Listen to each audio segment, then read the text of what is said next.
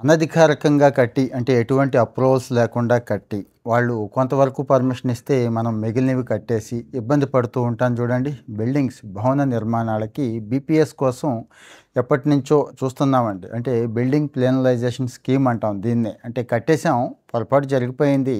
దాన్ని సరిచేసుకొని ఎక్కడా ఇబ్బంది లేకుండా, ఎవరు మనల్ని ఇబ్బంది పెట్టకుండా ఫ్యూచర్‌లో రెగ్యులైజ్ చేసుకోవడం. రెగ్యులైజ్ చేసుకుంటే హాయిగా ఉండొచ్చండి. రేపు ఎప్పుడైనా అమ్ముకోవాలన్నా గానీ రూపాయి వస్తుంది. అలాగే ఎవడూ వచ్చి మనల్ని ఇబ్బంది పెట్టరు కదా! మరి ఎప్పటినుంచో ఎదురు చూస్తున్న దీనికి నవంబర్ 12న అంటే మొన్ననేనండి జియో ఇష్యూ చేశారు. గైడ్‌లైన్స్ ఇచ్చేసేశారు. సో, మరి ఇది ఎలా పొందాలి? ఒకవేళ రిజెక్ట్ చేస్తే ఎలా అప్పీల్ చేసుకోవాలి? ఏదైనా ఇబ్బంది అయితే అంటే ఎవరైనా ఇబ్బంది పెడితే దాన్ని కూడా ఎలా పరిష్కరించుకోవాలి?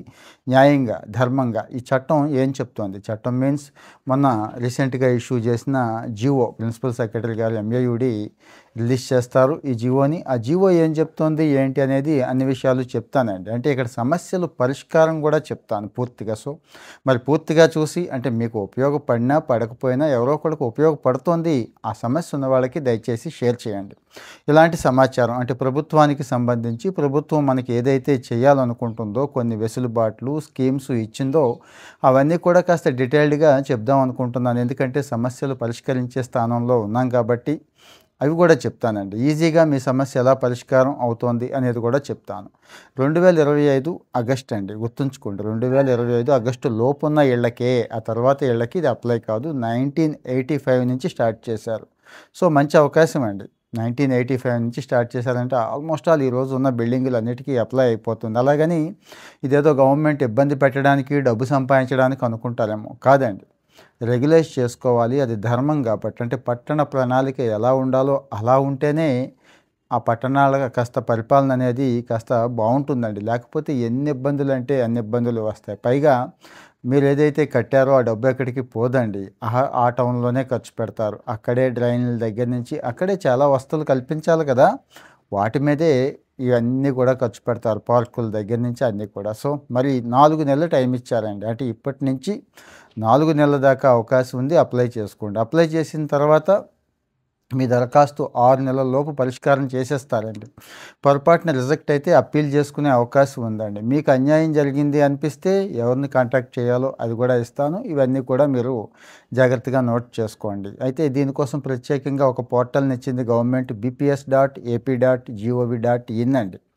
దీనికోసం మళ్ళీ గవర్నమెంట్ ఆఫీసుల చుట్టూ తిరగక్కర్లేదు. మున్సిపల్ ఎంప్లాయీస్‌ని బతిమలాడాల్సిన అవసరం లేదు. ఏ ఇంజినీర్ దగ్గరికి వెళ్ళక్కర్లేదు. ఎల్‌టిపి లైసెన్స్డ్ టెక్నికల్ పర్సన్స్ అంటాం చూడండి. అది మన బిల్డింగ్ ప్లాన్లు అవి గీస్తూ ఉంటారు కదా మన వాళ్ళు. వాళ్ళందరూ ఉన్నారు. వాళ్ళకి సెపరేట్‌గా లాగిన్స్ ఉన్నాయి. వాళ్ళ ద్వారా ఇది అప్లై చేయించుకోవచ్చు. వాళ్ళే మొత్తం కూడా చేసేస్తారండి. అంటే మనం స్వీయ ధృవీకరణ సరిపోతుందండి. అంటే అర్థమైంది కదండీ! అటెస్టెడ్ అంటాం. గెజిటెడ్ ఆఫీసర్ అటెస్టేషన్ ఇలాంటివి ఏమి అక్కర్లేదు. ఇప్పుడు చెప్తున్న డాక్యుమెంట్స్ ఉన్నాయో లేదో చూసుకోండి. అంటే ఆ భూమి మీది, ఆ ఇల్లు మీది అనిపించే సర్టిఫికేట్, దస్తావేజులండి. సబ్ రిజిస్ట్రార్ ఇచ్చే దస్తావేజులు ఉంటాయి కదా! రిజిస్ట్రేషన్ దస్తావేజులు అంటాం కదా! అవి ఉందో లేదో చూడండి. అలాగే సబ్ రిజిస్ట్రార్ ఈసీ ఇస్తాడు కదా! ఎన్కంబరెన్స్ సర్టిఫికేట్ అది కూడా దగ్గర పెట్టుకోండి. బిల్డింగ్ ప్లాన్ ఒకవేళ గీయించుంటే మంచిదే. గీయించి లేకపోతే ఎల్‌టిపి ఉన్నారు కదా! ఆయనే చేస్తాడు. ఆయనతో చేయించుకోండి. అలాగే ఫోటో ఒకటి. అంటే ఇప్పుడు ప్రెజెంట్ ఫోటో ఏదైతే ఉందో డేట్ అండ్ టైమ్ స్టాంప్ ఉండేలాగా మొత్తం బిల్డింగ్ కనబడేలాగా ఒక 2 ఫోటోలు. అలాగే ఏదైతే రూల్ డీవియేట్ అయ్యామో మనం సెట్ బ్యాక్స్ వగైరా వదిలిపెట్టకుండా కడతారు కదా కొంతమంది, అదొక కకృతి. ఏదైతే డీవియేట్ అయ్యామో అది ఎంత అనేది దాన్ని మార్క్ చేస్తూ చూపించాలండి ప్లాన్‌లో. అలాగే ఒకవేళ అనుమతులు లేకుండా మొత్తం బిల్డింగే కట్టేశారనుకోండి, మొత్తం బిల్డప్ ఏరియా, సైటు, ప్లాను మొత్తాన్ని చూపించాల్సి ఉంటుంది. అంటే మొత్తానికి రెగ్యులైజేషన్ ఫీజు కట్టాల్సి ఉంటుంది. అలాగే ఇండెమ్నిటీ బాండ్ ఇవి కామనే.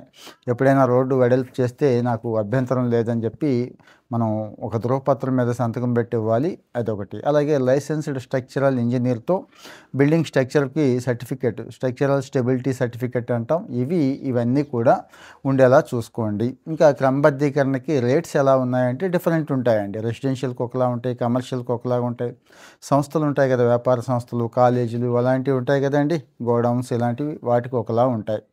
సో, మరి ఇవి యావరేజ్‌గా అడుక్కి రూ. 40 నుంచి 400 దాకా పెనలైజేషన్ ఉంటుంది. ఫీజులు వేస్తారు. అలాగే నిర్మాణంలో మరీ ఉల్లంఘనలు ఉంటాయి కదండీ!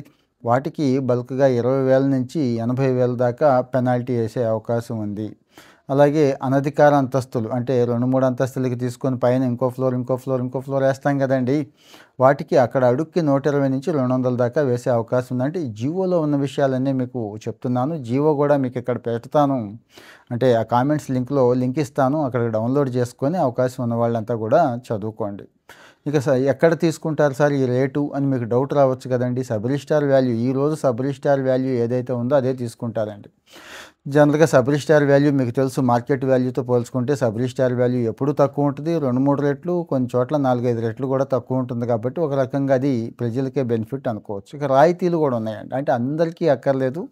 ఇగో వీళ్ళు అప్లై చేసుకోవాల్సిన అవసరం లేదు. వీళ్ళకి బెనిఫిట్ ఉందని చెప్తున్నారండి. ఏది ఈ పట్టణాల్లోనే అంటే నగర పంచాయతీ దగ్గర నుంచి మున్సిపల్ కార్పొరేషన్ దాకా ఉంది కదండీ! 60 గజాల లోపు ఉంటే G+1 అయినా పర్లేదండి. వీళ్ళకి బీపీఎస్ అక్కర్లేదు. అంటే మొత్తం 60 గజాల లోపు ఉండాలి. ఫస్ట్ ఫ్లోరు, సెకండ్ ఫ్లోర్ కట్టుకొని ఉంటే గనక వాళ్ళు. అలాగే 1997 డిసెంబర్ 31కి ముందు కట్టుకొని ఉంటే 97కి ముందు పాత బిల్డింగులండి. వీటికి ఒక 25% రాయితీ ఇచ్చారు.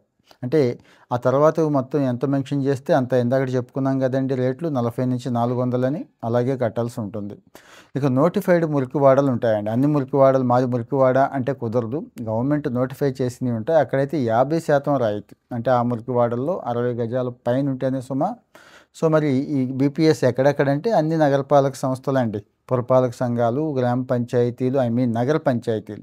గ్రామ పంచాయతీలు వస్తాయి కానీ ఉడా పరిధి అంటామండి. అర్బన్ డెవలప్మెంట్ అథారిటీ పరిధిలో ఉన్న అన్ని గ్రామ పంచాయతీలు చేయించుకోవచ్చు. అలాగే VMRDA Visakhapatnam metro region development authority, Visakha Kakinada petrol chemical investment region ఒకటి ఉంది, అది కూడా. అలాగే ఐలాస్ అంటాం కదండి, ఇండస్ట్రియల్ ఏరియా లోకల్ ఏరియాస్ ఉంటాయి కదా, ఐలాస్లో వీళ్ళందరూ కూడా బీపీఎస్ చేయించుకోవాల్సిందే. అంటే వాళ్ళు ఐడెంటిఫై చేస్తారు, ఎంప్లాయీస్ వస్తారు, మీకు నోటీసులు ఇస్తారు, అదొకటి. రెండోది స్వచ్ఛందంగా మనమే వెళ్ళి చేయించేసుకుంటే బెస్ట్ కదండి. రేపటి రోజు ఇది మనకే బెనిఫిట్ కాబట్టి చేయించుకోవడం మంచిదని. ఇంకా బీపీఎస్ ఎవరికి వర్తించదు అంటే మిగిలిన వాళ్ళు కూడా బీపీఎస్ చేయించేసుకొని రెగ్యులైజ్ చేసేసుకోవచ్చు. బిల్డింగ్ మందైపోద్ది అనుకుంటారు కదా, ఇక్కడ ఈ కండిషన్స్ కూడా చూసుకోండి. అంటే ప్రభుత్వ భూమి అయి ఉంటే, ప్రభుత్వ పోరంబోకులు ఉంటాయి కదండి, మీకు ఏ హక్కు ఉండదు దాని మీద. రోడ్డు పక్కన కానీ చెరువులు కానీ ఇలాంటివి ఉంటాయి కదా, కుంటలు, కాలువలు, రహదారులు ఇవన్నీ ఆక్రమించేసి కట్టేస్తారు కదండి, అక్కడ ఉండదు, గుర్తుంచుకోండి. అలాగే అది కాంట్రవర్సీ ల్యాండ్ అయ్యుండి, వివాదాస్పద ల్యాండ్ అయ్యుండి, భూ హక్కు మీకు లేకపోతే దానికి కూడా ఈ బీపీఎస్ చేయరు. అలాగే అర్బన్ ల్యాండ్ సీలింగ్లో చెరువులు, కాలువలు, వాగులు ఇలాంటివి ఆక్రమించేసి కడతారు కొంతమంది. అది ఎప్పటికీ ప్రమాదమే. అర్బన్ ప్లానింగ్లో ఇవి ఎంత ప్రమాదం అంటే ఈరోజు చూశారు కదా, హైదరాబాద్ చీటికి మాటికి ఎలా మునిగిపోతుందో, రేపు మిగిలిన చోట కూడా అదే పరిస్థితి వస్తుంది. ఇది ఆంధ్రప్రదేశ్కి సంబంధించింది కాబట్టి ఆ పరిస్థితి రాకూడదు అని చెప్పి. అలాగే తీర ప్రాంత కోస్టల్ ఏరియా రెగ్యులేషన్ జోన్ అంటాను చూడండి.